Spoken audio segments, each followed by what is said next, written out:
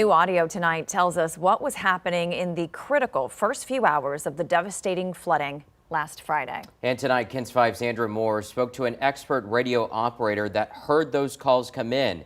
He tells us what first responders were up against.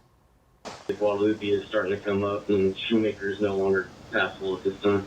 John Trollinger has been operating radios for 50 years. So at 3:26, this guy, the Hunt Volunteer Fire Department, sitting in his truck. And in the early morning hours of July 4th, he was already dialed in. 2029 Highway 39 for a swift water rescue. Have callers, house flooded. All the residents are on their houses.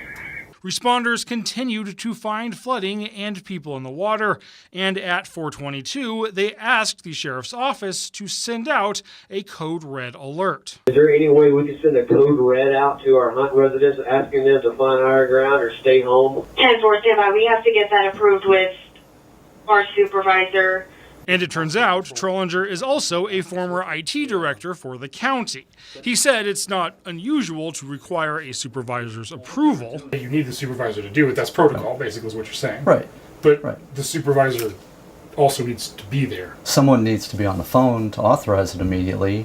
But Trollinger says he did not hear a code red happen, and other reports say it didn't happen until more than an hour later.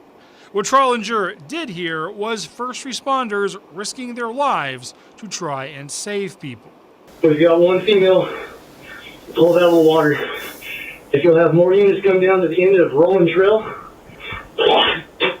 she's going to need medical attention. He went into the flooded, raging water in the dark Guadalupe River and pulled that woman out.